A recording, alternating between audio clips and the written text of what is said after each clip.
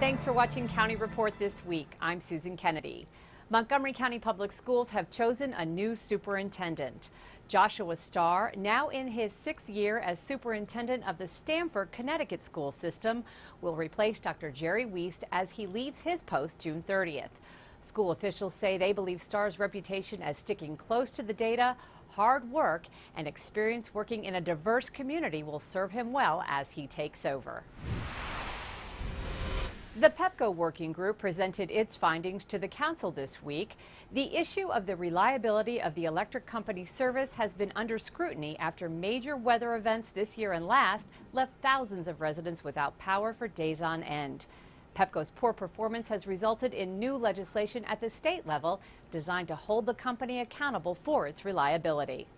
It underscored what our citizens have known, which is that we're not being well served by Pepco and that our Maryland Public Service Commission needs to be stronger in support of our citizens.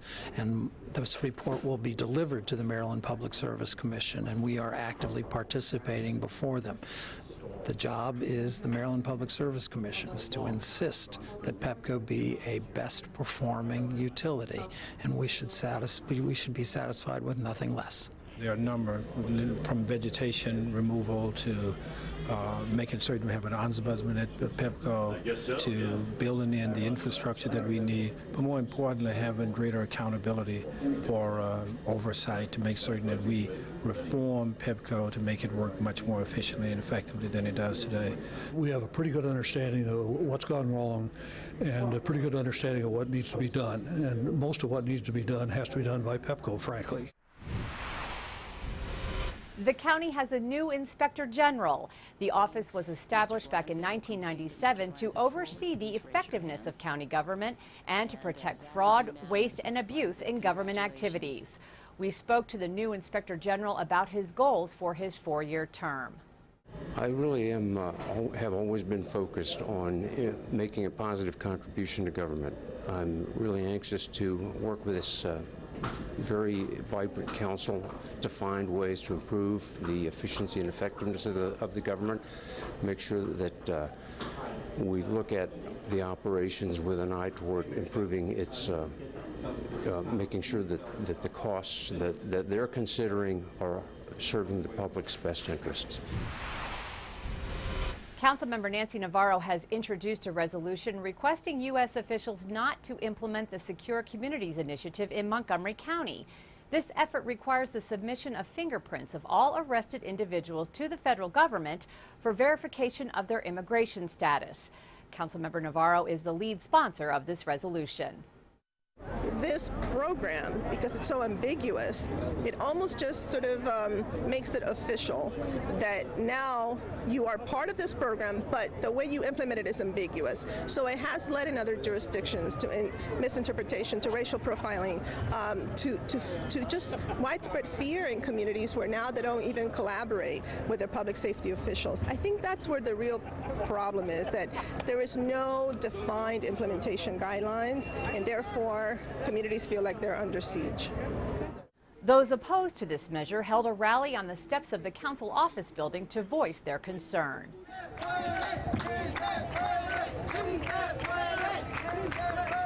Action on this measure is tentatively set for May 3rd. The county's libraries are going high-tech and mobile. They are expanding access to services and program enrollments. Lorna Virgili has taken a trip to one of the libraries, and she tells us about the exciting new tools. Lorna? Susan, we're in the Rockville Library, and it's obviously very quiet in here, but there is a lot going on in the Montgomery County Public Libraries. If you have an iPad or an iPhone, you can now have access to all of the services offered by the public libraries at your fingertips. The mobile application BookMine allows on-the-go users to view their accounts. We know that many Montgomery County residents and cardholders use mobile devices as their primary access to lots of internet services, and the libraries want to be there at their fingertips too. They'll be able to access our catalog to find books and other circulating items that interest them. They'll be able to see their library account so that they can make sure that their items are not overdue. Aside from a mobile app for services, the library system is offering this year for the first time online registration for the summer reading program. The summer reading program is intended to promote reading and to encourage kids and families to read together. Studies have indicated that reading during the summer leads to school success and school readiness when children return to school after summer vacation. The reading program is recommended for all ages, offering reading lists for children and teens and recommended titles put together by librarians. For non-Apple smartphone users, a mobile application is coming for you in the near future. For County Report This Week, Lorna Virgili. Still ahead on County Report This Week, reaching out to seniors to raise their fire prevention awareness. And our friends at Montgomery County Public Schools bring us a story on the No Child Left Behind Act. I'm Rockville 11's Bridget Breuer. If you're over 60 and you're looking for a place that has woodworking and ping pong, we'll tell you about it when County Report This Week continues. Plant a tree, now is the time to recognize a tree for all that it is worth. Keep a great thing growing, America. Tree City, USA.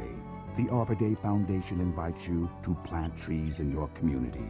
Go to arborday.org to learn which trees to plant where and how to contact your state forester for community forestry assistance. Plant a tree today for all the world to share. Go to arborday.org. Low-fat cheese sandwiches on whole wheat bread. Chewy and good for you. Snacks high in calcium help build strong bones. And foods rich in fiber are good for your heart. So you have the power to dominate.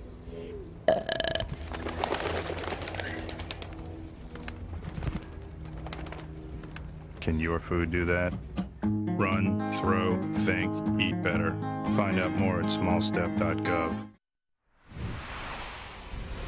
Welcome back to County Report. We've been experiencing a lot of bad weather in our region recently. Officer Rebecca Innocenti from Montgomery County Police is here to tell us about an accident that took place as a result of this bad weather. Officer, tell us what happened. Well, Susan, on April 27th at approximately 7 o'clock p.m., Montgomery County Police responded to the report of a serious accident in the area of Air Park Road in Gaithersburg. Preliminary investigation revealed that a 37-year-old man from Forestville, Maryland, was involved in a single vehicle accident at that location. At this time, the Collision Reconstruction Unit is investigating the crash. And the date that you mentioned, that was a very rainy night. Any tips that you can offer us as a reminder as how we can be more safe in these types of situations when there is bad weather out there? Certainly. While the crash is still being investigated, it is clear at this point that the gentleman involved in the crash was not wearing a seatbelt. So clearly, at any time, whether good weather or bad weather, you need to wear your seatbelt. Absolutely. Great advice. Thank you very much. Officer Rebecca Innocenti, Montgomery County Police. Recently, Montgomery County Fire and Rescue responded to a house fire in Potomac where a heavy fire was found in the kitchen along with an unconscious elderly male. Unfortunately, the 72-year-old man was pronounced dead. Investigators believe the fire originated on the stove after it was left on overnight. Chief Scott Graham told us a task force has been created to find ways to raise fire safety awareness among the senior population. Over the past 4 years or so, we have had a high amount of senior citizens that have died as it relates to fire in Montgomery County, such that County Executive Isaiah Leggett formed the Senior Citizens Fire Safety Task Force. That task force was composed of fire service professionals, senior citizens, and groups that work with senior citizens throughout Montgomery County. They actually released their task force report, and in that report it identified ways that seniors could help one another become more fire safe. Among the recommendations, making sure that seniors are aware of the dangers of heaters, warming blankets, and extension cords. Kennedy High School in Wheaton was the site of a community forum attended by a host of educational leaders, both national and local. Chris Cram has the story. An educational forum on revising the No Child Left Behind Act was held Wednesday at John F. Kennedy High School in Silver Spring, Maryland. U.S. Secretary of Education Arnie Duncan and U.S. Congressman Chris Van Hollen, along with Montgomery County Superintendent Jerry Wiest, joined a group of students, parents, and staff to discuss new strategies to increase student achievement. Secretary Duncan said one of the educational challenges was not a domestic one, but an international one. The competition is not in Montgomery County or in Maryland or in this country. Jobs and companies are going to go to where the knowledge workers are. And we are simply being out-educated by a host of countries right now, South Korea right up there, Finland, Singapore, others that I'm watching very, very closely.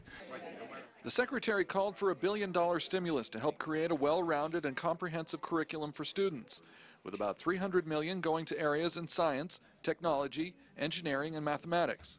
Congressman Chris Van Hollen says this is a critical time in educational reform. As we make difficult budget decisions, both here and across the country and nationally, how can we make sure that we don't shortchange the critical investment in education? Superintendent Weiss says the progress has been significant. We thought it was impossible in education to have Common Core standards. 46 states are moving that away. We thought it was impossible to have predictive analytics, measure college success. The Secretary has moved us quicker, better, faster than any in the other 35 years I've been in the business. One example of a well-rounded curriculum was demonstrated in a visit to a medical careers classroom at Kennedy High School. May celebrates Older Americans Month, and Rockville 11's Bridget Breuer checks out the latest at the Rockville Senior Center. Bridget? That's right. The Rockville Senior Center serves as a hub of activity and learning for the over 60 crowd. We wanted to get the latest on the Senior Center during Older Americans Month and find out how that Senior Center expansion project is going. The center has fun activities going on from the time they open to the time they close. Well, for me, it's mostly ping pong. I eat lunch here twice a week at 12 o'clock and play ping pong Monday mornings, Thursday afternoons, and Saturday mornings. I was just doing a search on the internet on wood shops, and I said, wood shop, Gaithersburg, nothing. Wood shop, Rockville. Oh, there's a senior center, and they have a wood shop. I live in Gaithersburg. So I raced over here, and I got to see this place. Manager of Senior Services Terry Hilton and Supervisor of Support Services Lorraine Schack talked to us more about the offerings at the center and the details of the new expansion project. So we really try to take care of all of the needs of an individual, whether they come to the center or they're in their own home. We also have English classes for people who English is not their first language. We have citizenship classes. So we try to meet the needs of seniors regardless of what they might be, of ages 60 to 100 plus. The popularity of the center has warranted new expansion to house even more activities. The center, which was formerly Woodley Gardens Elementary School, will add over 10,000 square feet to the existing building. Right here in the corner will be expanded offices, and then the next bump out, so you can see the outline of where it's going to be. The next bump out will be the fitness room, and then the next bump out after that will be the dance and aerobic room, which will have a wood floor like it used to, just a little bit larger. It'll have a separate entrance, a whole new entrance there, and in the middle of it will be new locker rooms. So it's going to be kind of exciting when we open to see all of our new expanded areas. We need the extra room to expand, so we have more equipment and we can handle the number of seniors that we have using the building every day. It's just a great place, great services available. You don't have to be a member of the Senior Center to participate in the services that we offer, the information and assistance, and we'd love to talk to you and to families of seniors who live in Rockville. The expansion and renovations are expected to be completed in early fall. To learn more about the Rockville Senior Center and how you can get involved, visit rockvillemd.gov/senior-center. The Clarksburg Infrastructure Working Group has some new ideas on how they think the future development of their community should be paid for. The council created the group to figure out what needs to be funded, the cost, and how to pay for it after the Clarksburg Town Center Special Taxing District was dissolved. We spoke to Councilmember Craig Rice about what the group had to say.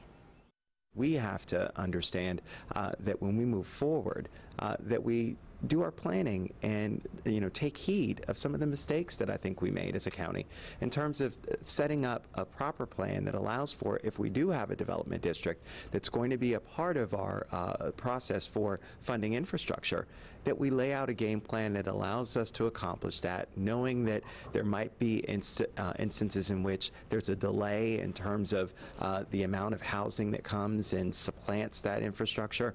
We've got to think about this more than just just assuming that every time we build is going to be in the middle of a housing boom. Still to come on County Report this week, some Montgomery College students get a lesson in diplomacy. And yes, swimsuit season is just around the corner. We'll tell you about how some folks are taking on the challenge to get in shape. Up next on County Report this week. If you love to ride, then listen up. It's your man Big Ticket with a message for all my riders. Rider error is the #1 cause of motorcycle crashes. So when you roll out, take control of your ride and lead by example. Ride like you're invisible. Drivers don't always look for riders, so expect the unexpected. Control your speed. It can be a thrill, but speed, the #1 killer of riders. Ride smart, ride safe, and remember, our reputation is riding with you. G-Morning, sunshine. Wakey, wakey. Text me.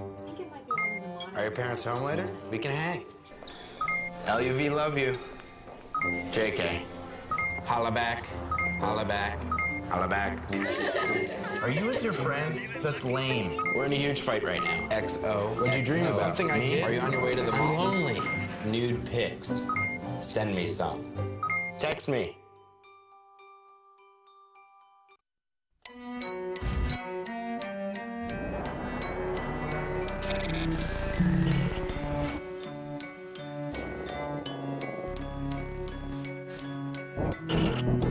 You promised me the world. Is this what you had in mind? Every choice we make has a consequence. Help EarthShare and its members restore balance to the world. Visit earthshare.org and see what you can do. EarthShare, one environment, one simple way to care for it. Welcome back to County Report this week. Montgomery College students had an opportunity to learn how to negotiate with Iran from the last U.S. ambassador to Iran, John Limbert. Let's take a look. Former official at the U.S. Embassy in Tehran, John Limbert presented his book Negotiating with Iran, Wrestling the Ghosts of History to Montgomery College students. John Limbert has been interested in Iran and its history since his own college student years. Limbert is fluent in Farsi. He has taught in Iranian universities and was one of the 52 diplomats who were held captive during Iran hostage crisis in 1979. Limbert's unique qualities brought Iranian and American students together to discuss the current crisis in their countries and to find ways to break the lack of trust. I never saw an American who has so much knowledge about an issue about Iran.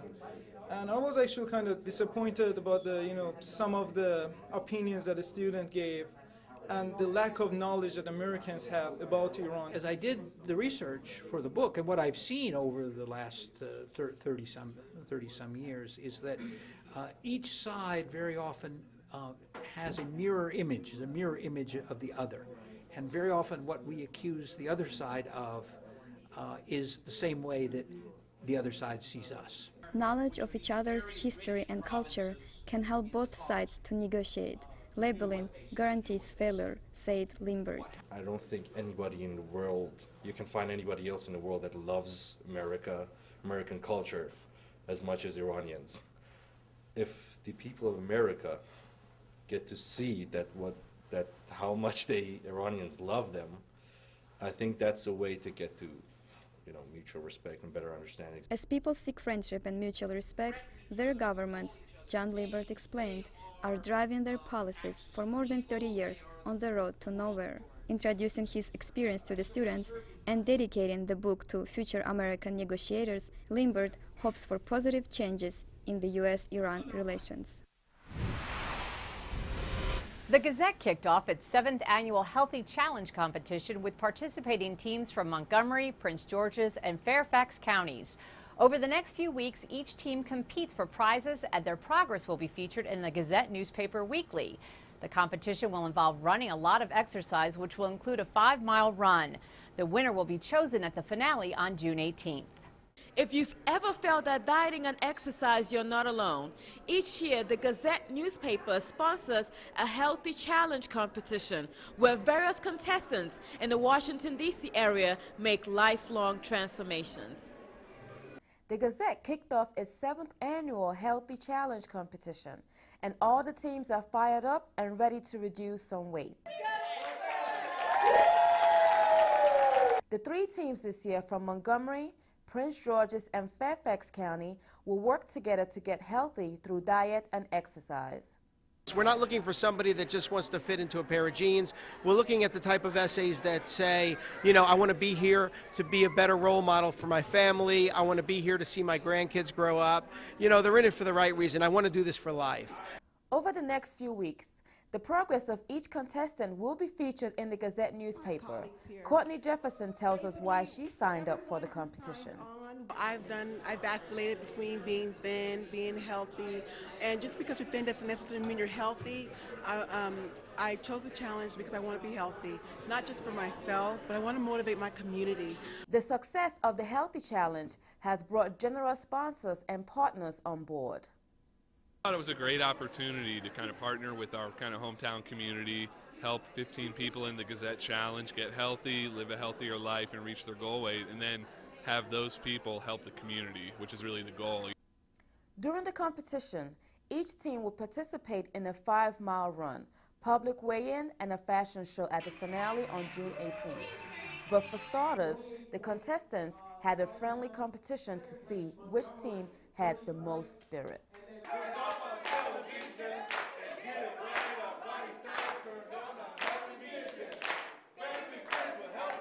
Let the competition continue towards a healthier lifestyle.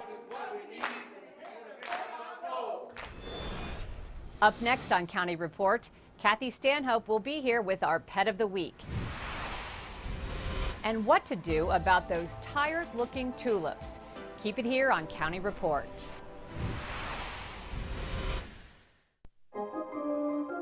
America is turning over a new leaf. The SmartWay leaf from the U.S. Environmental Protection Agency. The SmartWay leaf will help you identify environmentally friendlier cars and trucks that can save you money. These vehicles are certified to be more fuel efficient and produce fewer greenhouse gases. And look for renewable fuels to improve our energy independence. Follow the leaf to epa.gov/smartway.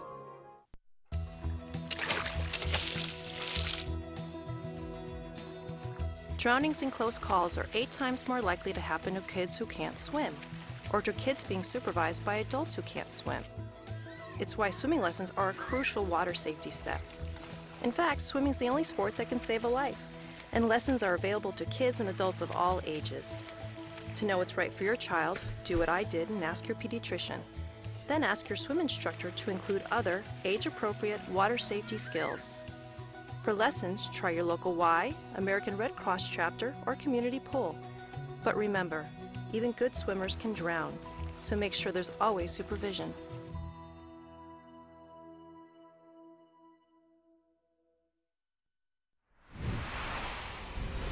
Thanks for watching County Report this week. Now let's take a look at how Montgomery College is spreading the information bug with its annual Science Day.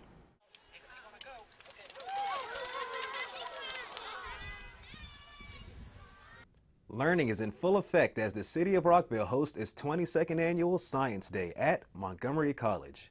With information abound, people are treated to intriguing fact, exciting expositions, and dazzling displays at what studies in the fields of science can offer. Sponsored by the City of Rockville, the Rockville Consortium of Science, and Montgomery College, this event housed over 60 exhibits related to the fields of biology, engineering, and chemistry. Hello, I'm Phyllis Marcuccio. I am the mayor of the great city of Rockville, Maryland, and today is Science Day in Rockville, and boy, have we got a show. We have thousands of people, families with children, adults by themselves. It's a fantastic show. We've got animals, we've got chemistry, we've got robots, we've got the whole field of science are all here, even Einstein and Dr. Stonestreet. It's pretty amazing. This event is held on Montgomery College's Rockville campus every year. It's designed to promote the interest of science, technology, and mathematics in the community's youth and give them a taste of the opportunities made available from careers in these fields.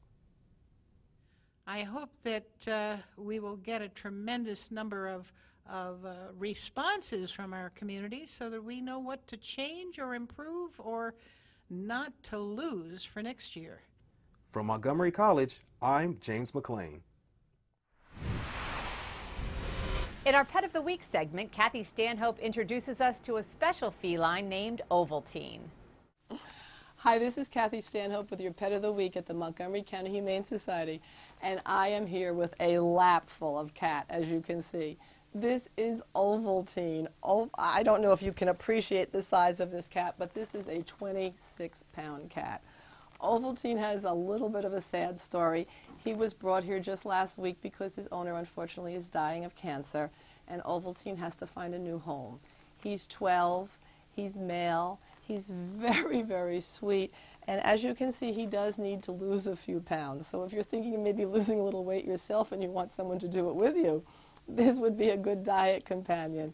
He's a very nice guy. He's had a full vet visit, and we are told that his heart is just absolutely sound, and he's been scampering around here at the shelter like a kitten. He's got a lot of life in him. He's a loving cat, and his favorite thing in the world is to just sit in this basket as long as someone's there to sit and pet him. He just loves being pet. Now remember, if you adopt a senior cat like Ovaltine, the county shelter here has very special deals for you. Everybody who adopts a senior cat gets a coupon for a $75 vet visit, so that gets you off on the right foot. And if seniors adopt a senior cat, they also can apply for financial assistance if needed, so they can help cover the expenses for having an animal. And having an animal, when you're a senior and home alone maybe, it's really a nice thing. If you do live by yourself and you're getting on in years, having a companion like a mellow cat like Ovaltine here is really, really a very nice thing. It's been proven over and over again that petting an animal like Ovaltine can lower your blood pressure, can just make you have a better outlook on life. And senior citizens really do well with having a very calm animal around. And Ovaltine definitely falls in the category of very, very, very calm. So come down to the Montgomery County Humane Society and visit Ovaltine or another cat just like him, or visit us on the web at mchumane.org, or call us at 240-773-5967. What should you do to maintain your tulip garden after the tulip petals droop and wilt? Phil Normandy from Brookside Gardens is here with some tips. Hi, I'm Phil Normandy of Brookside Gardens, continuing our series of lessons from a small backyard. In this beautiful spring day, today we have a lesson on tired tulips. This is a typical tired tulip, a single leaf coming from the bulb, no flowers. This is a more typical tulip that we would like to see. That's because tulips are really not great perennializers. They may come back sporadically for several years, but ultimately they lose vigor and die out. What to do about this? The simple answer is tulips are cheap. To get the best blooms, you want to replace them when they start looking like this. When you can have, for about $1 a piece, a really nice display for 2 or 3 years. My recommendation, again, is to junk this as soon as these have finished flowering. Don't wait till they die down, you won't know where they are, and then start again in the fall with fresh bulbs. They're taking up a lot of valuable garden space and not really giving you any bang for your buck. For more information, visit brooksidegardens.org. That does it for County Report this week. Tune in again next week for a look at what's going on inside Montgomery County. I'm Susan Kennedy. Thanks for watching.